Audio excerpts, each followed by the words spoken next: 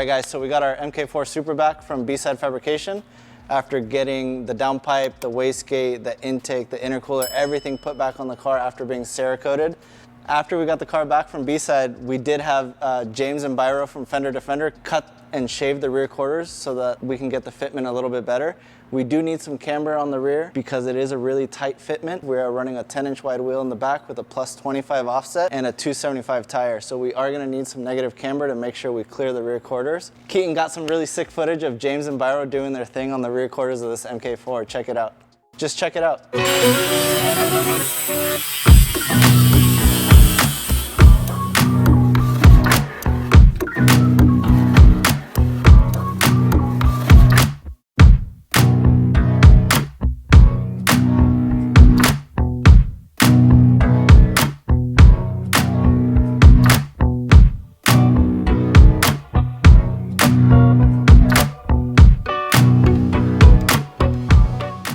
All right, so after we had Fender Defender do the shaving on the rear quarters, we decided to just leave it where it sits because the car is gonna need some more negative camber and we don't have those control arms yet to adjust that and pull the tops of the wheels in so that it clears the quarters. So from there, we decided to have Danny come out, put a base map on the car and get the car fired up for the first time. We initially started out with deactivating the injectors and the coil packs so that way we could build oil pressure, being that this is a fresh rebuild of a stock long block. It does have cams and it does have some other mods to it, but when Danny was doing the first checks and making sure the boost solenoid works and all the sensors were reading correctly, we went to fire it up for the first time and we just had this massive oil leak. Come to find out, I left the oil filter a little bit loose, so it was just spewing out of the filter. Tightened that up, topped off the oil again, and it fired up first try, and check out this footage.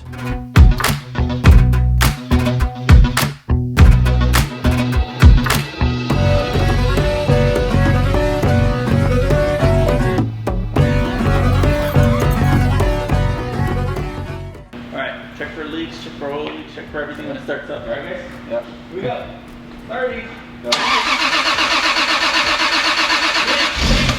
Leak. Oil. Oil, yeah, it seemed like it was a bunch, just spit out. Okay. It might just be that the filter's not tight. Well, that's in the very back. Yeah, because I had the filter relocation pointed at the trans. Oh. Yeah.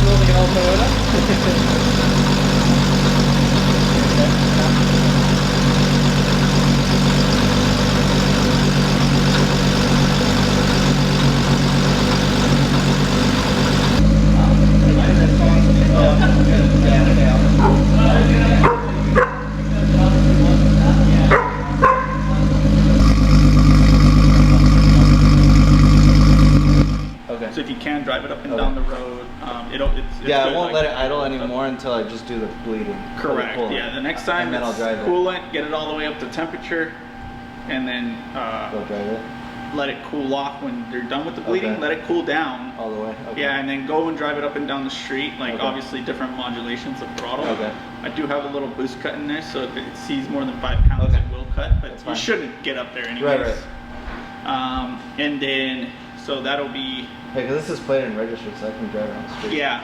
So once you do don't do the oil change until you do that drive. Right. Do the oil change, and then on the dyno, I'll do a real proper break-in on it. With load. Yeah, with load. Okay. And then we'll do an oil change there. before I get to the pulse. So should I do the second oil change conventional, and then we'll do the load to break in the rings still on Castrol? Yeah, still on conventional. Okay. Yeah, still conventional. Don't go into synthetic until later on after. Is it necessary? I don't know. Because in the 90s, the Toyota even used synthetic? Yeah? I think so. Yeah? Okay. I think so. Yeah, I don't know. That's up to you guys, honestly. I run synthetic in my car, but I do it after. So I'm about to do my motor in synthetic. I beat it up on conventional. And then now I will do synthetic. Okay. Yeah. So up to you guys if you guys want to run synthetic or not. I mean, you don't have to.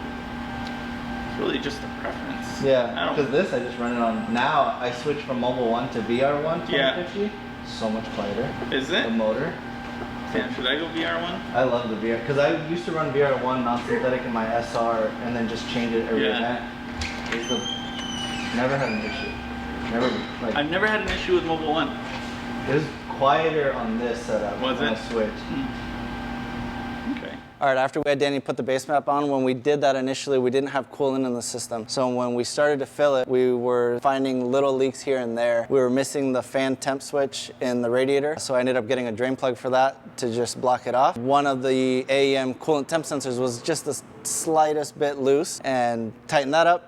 Got the coolant filled, bled. Coolant's fully done. I was letting the car warm up, do a heat cycle to make sure there was no more bubbles in the cooling system. Come to find out, the oil temperature sender in the sandwich adapter was actually leaking. It had a small pinch in it, just enough to start spewing out. We run AM Infinity on most of our cars. We have one full complete set of sensors, so that way we have spares in case these kind of things happen.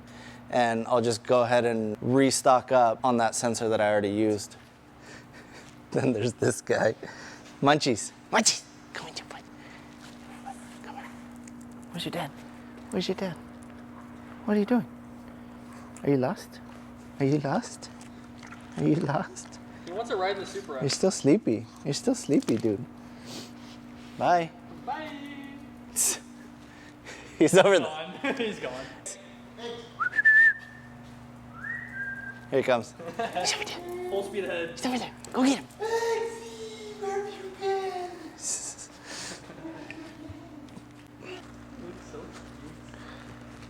Okay.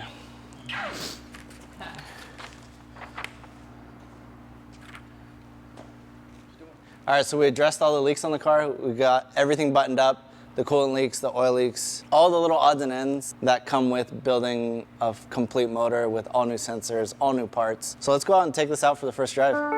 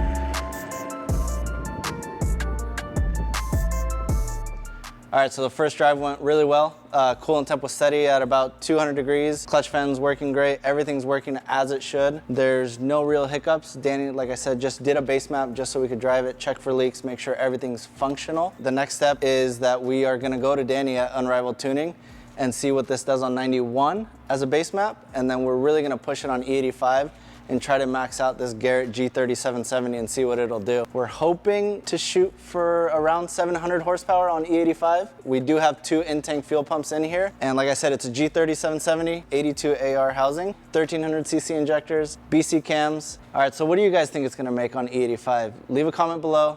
Let us know your thoughts on E85 full boost pull. And if you like this, hit that like button and don't forget to subscribe and keep an eye out for more content like this and us ripping on these JDM cars later on.